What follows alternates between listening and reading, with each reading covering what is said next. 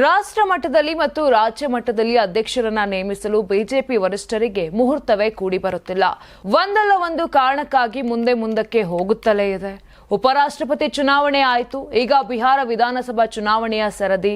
ಹಾಗಾಗಿ ನವೆಂಬರ್ 14ರ ನಂತರ ಇದಕ್ಕೆ ಪರಿಹಾರ ಸಿಗಬಹುದು ಎನ್ನುವ ಆಶಾವಾದವೇ ಸದ್ಯ ರಾಜ್ಯ ಬಿಜೆಪಿಯಲ್ಲಿ ಮನೆ ಮಾಡಿದೆ.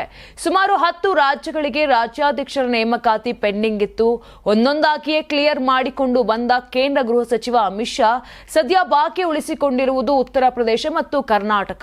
ಈ 2 ರಾಜ್ಯಗಳು ಬಿಜೆಪಿ ಪಕ್ಷದ ಪಾಲಿಗೆ ಪ್ರಮುಖವಾದ ರಾಜ್ಯಗಳಾಗಿವೆ. ಉತ್ತರ ಪ್ರದೇಶ ಮತ್ತು ಕರ್ನಾಟಕ 2 ಕಡೆಯ ರಾಜ್ಯಾಧ್ಯಕ್ಷರ ನೇಮಕಕ್ಕೆ ಅಡ್ಡಿಯಾಗುತ್ತಿರುವುದು ಆಯಾಯ ರಾಜ್ಯಗಳಲ್ಲಿರುವ ಗುಂಪುಗಾರಿಕೆ ಈಗ ನಡೆಯುತ್ತಿದೆಯೋ ಹಾಗೆ ಮುಂದುವರಿಸಿಕೊಂಡು ಹೋಗಲು ವರಿಷ್ಠರು ತೀರ್ಮಾನಿಸಿದ್ದಾರೆ ಎನ್ನುವ ಅನುಮಾನ ಕಾಡಲು ಆರಂಭಿಸಿದೆ. ಈ ನಡುವೆ ಹಾಲಿ ರಾಜ್ಯಾಧ್ಯಕ್ಷ ಬಿವೈ ವಿಜಯೇಂದ್ರಗೆ ಹೊಸ ತಲೆನೋವು ಶುರುವಾಗಿದೆಯಂತೆ. ಹಲವು ನಾಯಕರ ಮೂಲಕ ಯಡಿಯೂರಪ್ಪ ಒತ್ತಡ ಹಾಕುತ್ತಿದ್ದರೂ ವಿಜಯೇಂದ್ರ ಅವರನ್ನ ಮುಂದುವರಿಸಬಾರದು ಎನ್ನುವ ಒತ್ತಡವೂ ಅಷ್ಟೇ ಇದೆ. ಬಿಜೆಪಿಯ ರಾಷ್ಟ್ರೀಯ ಸಂಘಟನಾ ಕಾರ್ಯದರ್ಶಿ ಬಿಎಲ್ ಸಂತೋಷ್ ಕೂಡ ವಿಜಯೇಂದ್ರ ಅವರ ಪರವಾಗಿದ್ದಾರೆಂದು ಹೇಳಲಾಗುತ್ತಿದೆ.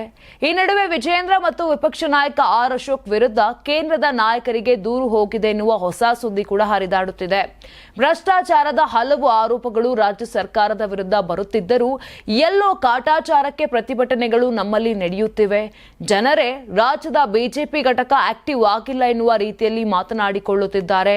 ಕಾಂಗ್ರೆಸ್ ಸರ್ಕಾರದ ವಿರುದ್ಧ ಗುತ್ತಿಗೆದಾರರು 80% ಆರೋಪವನ್ನ ಮಾಡುತ್ತಿದ್ದಾರೆ. ಇದನ್ನು ರಾಜ್ಯ ಬಿಜೆಪಿ ನಾಯಕರು ಎನ್ಕ್ಯಾಶ್ ಮಾಡಿಕೊಳ್ಳುತ್ತಿಲ್ಲ ಎನ್ನುವ ಲೆಟರ್ ಕಾರ್ಯಕರ್ತರ ಹೆಸರಿನಲ್ಲಿ ಬಿಜೆಪಿಯ ಕೇಂದ್ರದ ನಾಯಕರಿಗೆ ಹೋಗಿದೆ ಎಂದು ಹೇಳಲಾಗುತ್ತಿದೆ. ಸದ್ಯದ ಮಟ್ಟಿಗೆ ಬಿಜೆಪಿ ವರಿಷ್ಠರ ಅಂಗಳಕ್ಕೆ ಹೋಗುತ್ತಿರುವ ಕಾರ್ಯಕರ್ತರ ಲೆಟರ್ ಅನ್ನ ಬಿಜೆಪಿ ವರಿಷ್ಠರು ಯಾವ ರೀತಿ ತೆಗೆದುಕೊಳ್ಳಲಿದ್ದಾರೆ ಎನ್ನುವುದು ಮುಖ್ಯವಾಗುತ್ತದೆ. ಬಿಹಾರ ಚುನಾವಣಾ ಫಲಿತಾಂಶದ ಬಳಿಕ ಏನಾಗಲಿದೆ ಅನ್ನೋದನ್ನ ಕಾದು ನೋಡಬೇಕಿದೆ. ನೀವು ಸಣ್ಣ ಆಗ್ಬೇಕಲ್ವಾ? ಅದು ಒಂದು ಉತ್ತಮ ಆಹಾರದಿಂದ ಸಣ್ಣ ಆಗ್ಬೇಕಲ್ವಾ? ಪ್ರತಿದಿನ ನಮ್ಮ ಜೀನಿ ಸ್ಲಿಮ್ ನ ಯೂಸ್ ಮಾಡಿ ಯಾವುದೇ ಸೈಡ್ ಎಫೆಕ್ಟ್ ಇಲ್ದಂಗೆ ನೀವು ಸಣ್ಣ ಆಗ್ತೀರಾ. ನಿಮಗೆ ಮಾಧ್ಯಮದಲ್ಲಿ ಕೆಲಸ ಮಾಡುವ ಆಸಕ್ತಿ ಇದೆಯಾ? ಹಾಗಾದ್ರೆ ಕರ್ನಾಟಕ ಟಿವಿ ಡಿಜಿಟಲ್ ಮೀಡಿಯಾದಲ್ಲಿದೆ ನಿಮಗೆ ಒಳ್ಳೆಯ ಅವಕಾಶ. ಆಯ್ಕೆಯಾದವರಿಗೆ ಉಚಿತ ತರಬೇತಿ ಕೊಡ್ತೀವಿ. ತರಬೇತಿ ನಂತರ ಕೆಲಸ ಮಾಡುವ ಅವಕಾಶನೂ ಕೊಡ್ತೀವಿ. ಈ ಕೂಡಲೇ ನಿಮ್ಮ ಮಾಹಿತಿಯನ್ನ ಮೇಲ್ ಮಾಡಿ.